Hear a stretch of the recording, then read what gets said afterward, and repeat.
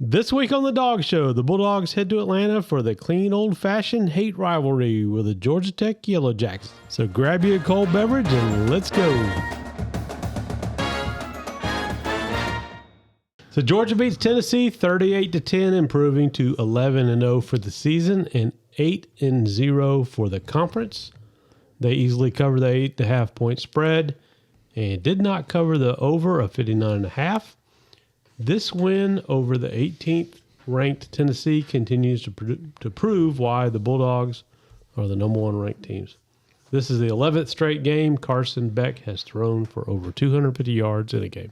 And Heisman hopeful Joe Milton threw for 147, no touchdowns. Hey, Tennessee was unfucking believable for 11 seconds. Milton was terrible, 17-30 for 147.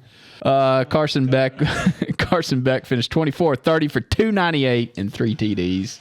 It fell just shy of the 300-yard mark for, I think he was going for that for 4 or 5 games in a row, wasn't he? Does anybody remember mistaken there? The preseason when all of the ESPN analysts were so big on Tennessee and Joe Milton, and all they could talk about was Joe Milton's arm and how good Tennessee was going to be, and they're going to be a top contender, and they're going to be contending with Georgia to win the SEC East and get into that championship game. And there's a couple of guys sitting at this table that were calling bullshit from day one. We knew that Tennessee was bullshit. We knew they were just chumps. Fugazi. One of those guys also said they were high on Florida, though, so you had to take it with a grain of salt. One of them said they liked A&M. A&M. The other one loves South Carolina. And the other one loves South Carolina. Yeah, I guess we're And right. you just don't know enough about football to take a stand for somebody. So Shit. Wow. Yeah. I mean, one of my I biggest know enough future not bets. to take a stand for Florida, so I guess I got that going for me. hey, listen, Florida beat Tennessee. And that's when we knew that Tennessee was Fugazi. Florida's highlight of the season. that was Florida's highlight of the season, and that was all we needed to know about Tennessee, and it was downhill Yeah, I mean, from you there. look at Tennessee's victories: Virginia, Austin Peay, UTSA, South Carolina, Texas A&M, Kentucky, and UConn. I took under 9.5, and it looks like it's going to get there. It's locked in now. Yeah, they'll probably pound Vandy this week. 28-point favorites or whatever. But look, Joe Milton. Hooker got hurt last year. Milton come in, won the bowl game for him. And then, but we knew then. Hell, they knew then. Like I said last week, it just baffles me why Nico's not playing, or how in the hell they don't have another quarterback to play. I don't get it, man. Because he's so good. I don't get it. I don't know how you don't see how good he is. He's not good at all. He's fucking garbage. Heisman, hopeful Milton. I think he lost it Saturday, though. Yeah, he's done. No touchdowns. All right, so we mentioned this in the other podcast on our Stay in the Truck pod, but let's talk about Nico real quick. One thing I brought up is the fact that some of the speculation on the reason that he did not get to come in that Georgia game is because he's already entered 3 games this year, and they wanted him to be eligible to play in the Vandy game. So he's a redshirt freshman, right? And so they redshirted him. They didn't want to lose that red shirt. Now he can play a good part of that Vandy game if they want to, and he can still play in the bowl game without any repercussions from the red shirt. I really hope that's what they do. Yeah. But, I think just to, because Milton was their guy all year, we talked about this on the last podcast. I think they give Milton a quarter to start and then look towards the next generation. Well, here's why I think that whole thing was stupid. What are the odds, if this kid is a stud, that he stays at Tennessee and plays the next 4 fucking years in a row? None, right? So why are you going to take and waste a red shirt on a kid? They would not have done any worse. Oh, no. Yeah. And probably would have done a little better had he played this year. Had he played more this year. But that's a hindsight kind of comment. But it's not, because now you've got a kid coming into his sophomore year with a ton of experience, ready to fucking rock and roll. And you know what you got to work on with in the offseason. Or you got to move on and go get another one. Right. But they put the whole cash register in Nico, $7 million to get him from California, and now they got nobody. I mean, all the top quarterbacks are going elsewhere. They're all accounted for now. So I said it last week. I'll say it again. Josh Heupel is not an SEC coach. Period. Point blank. He's not. Now, neither is Shane Beamer. Neither is Sunbelt Billy. Obviously, Jimbo couldn't make it. There's a lot of them that's not. I mean, we're talking about the elite of the elite coaching in a conference, okay? There's not that many of them, I know. But Josh Heupel's not one. Yes, he did great at South Florida, right? He won the Heisman when he played for Oklahoma. That's all good. He's not an SEC coach. I asked y'all last week, how is it going to get any better for Tennessee? How's it going to get any better? They got nothing coming back next year. Nothing. Nico. He ain't going to have nothing to work with. And the way Missouri's on the uprise, Tennessee's not even you got. Yeah. So was Georgia, SEC, Alabama, and Missouri. this is probably a conversation for another show, but I'm going to ask you anyway. Was SEC elite this year? Well, to me, they got 2.5. I'm going to consider Missouri a half. Well, LSU. I mean, LSU still winning games, even though their defense sucks. I know. They they're only winning have 3 games. losses, but yes.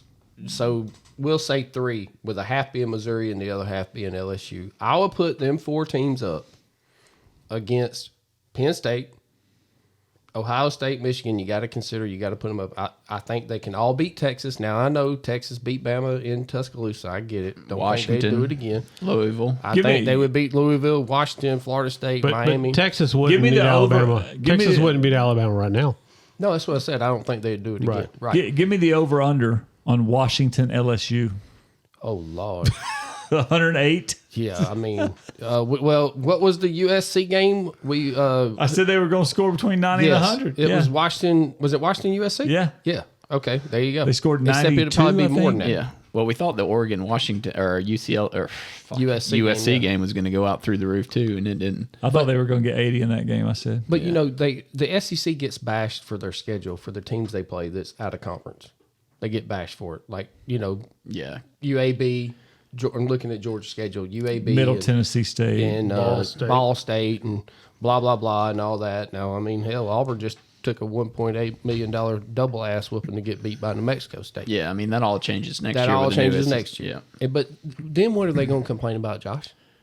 They'll find something. They'll find something. Yeah, 100%. And Texas and Oklahoma and all the fans are about to find out. They're all about to find out. Oh yeah, I guarantee you, Ohio State and Washington or in Michigan are just running their mouths, but they don't want any part of Alabama or Georgia. Hell Well, no. they're They're underdogs. And Texas got up for that one game in Tuscaloosa and barely squeaked by a bunch of just mediocre teams the rest of the year. Imagine if they got up for that game in Tuscaloosa and then had to play the rest of the SEC.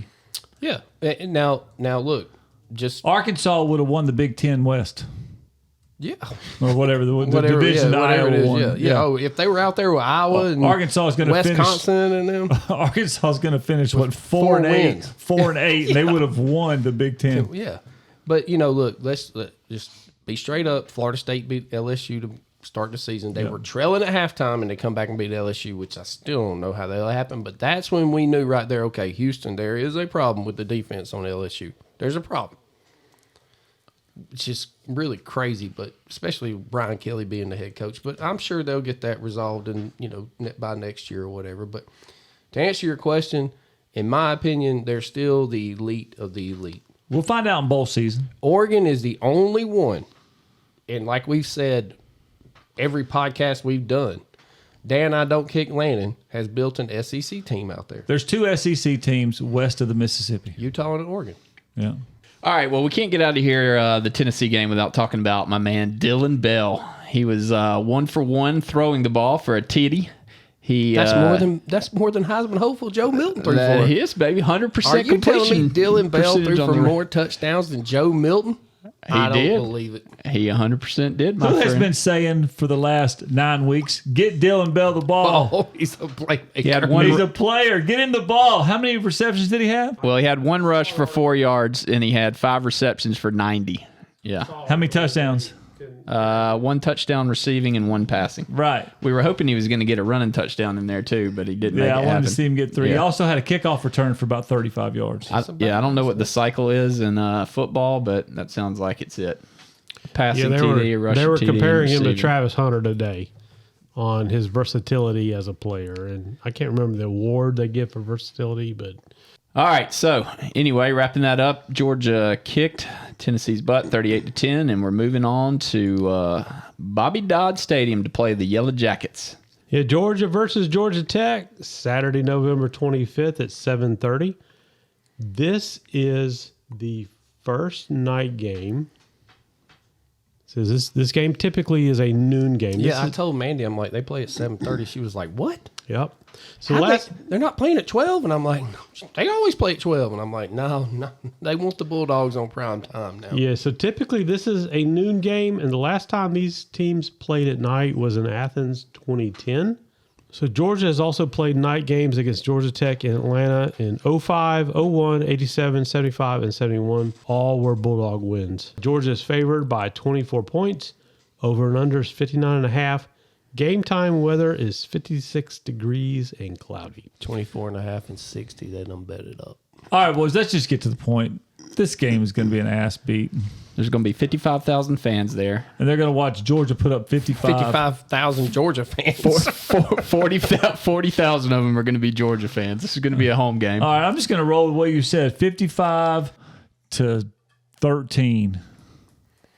You're basing that off the capacity of the stadium? I'm basing it off of 2 field goals and a late touchdown for a favor. So the Bulldogs have not lost to Georgia Tech in Atlanta since 1999, a streak of 11 straight wins. The Bulldogs lead the overall series 70-39 and 5 ties. This game has been going on since 1893. And Kirby's only lost to him once, right? His first year there, he lost to him in Sanford Stadium, 28-27. Since then, he's got a 38-7 victory, 45-21, 52-7, 45-0, and last year was 37-14. Was that at the hands of old Paul? Paul, baby. The Paul triple Johnson. option? Yeah. Yep. So Georgia Tech is coming off a win over Syracuse, making the Yellow Jackets bowl eligible for the first time since 2018. And look, that was a game where they were in total control until the fourth quarter again, and it fell apart on them again. And here it comes Syracuse. They had to fight to get to that 31 to get that win. They got problems in the fourth quarter, and probably depth wise on their defense. This is the worst defense they've had. Listen, I got this stat for you that it's pretty crazy. Their rushing defense, there's 133 teams ranked, in big boy football. Out of 133 teams, Georgia Tech is 131 in rush defense. They gave up 2,446 yards, 5.3 yards a carry, 222 yards a game, 25 touchdowns. They are the lowest rated Power 5 rushing defense in the nation. Oh, shit. Edwards and Milton's going to have a field day. Carson Beck might have a J.J. McCarthy day. We might install that Michigan might run offense. the ball 30 times in a row. I mean, that's 32. the problem. Georgia's defense gives up 15 points a game. Tech's gives up 30.5. We need a bye week before the Alabama game. That's what Auburn said. They paid $1.85 million. I mean, look, there's a couple of just some ATS stats, man. Tech 6-5 straight up, and ATS they're 6-5. So they're about dead even on all that. But when Georgia Tech's at home, when they play a team that averages 36 or more points, they're 0-10 ATS in their last 10 games. Georgia averages 40.4 points a game. As a home underdog of 14 or more points, 2-5 ATS. At home versus a top 10 opponent, 1-6 ATS. Meanwhile, Georgia 11-0 straight up, 5-6 ATS, which they've been coming back on that. It was way worse than that. Georgia on the road, head to head against Georgia Tech, 10-0 ATS.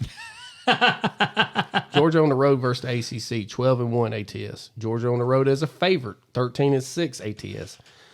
As a road favorite of 10 or more points, Georgia's 12-6 ATS.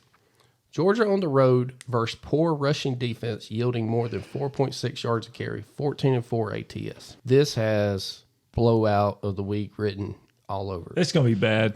I feel sorry for them. I say my predicted score was 45-14. Just maybe one touchdown into hey, y'all give up the first touchdown every time they touch the ball, right? First, bam, they get 7 there, and then they get a late one. 55-13. Georgia's going to kick 2 field goals, score 7 touchdowns. I like it. So a couple factoids for you guys. Bring them on.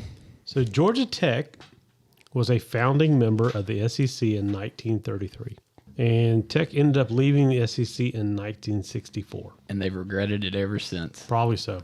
So there are a couple former Bulldogs on the Georgia Tech team. Dominic Blaylock and Brett Seether all still play for the Georgia Tech Yellow Jackets. And the hire of the offseason goes to Brent Key for hiring Buster Faulkner from Georgia to call the offense.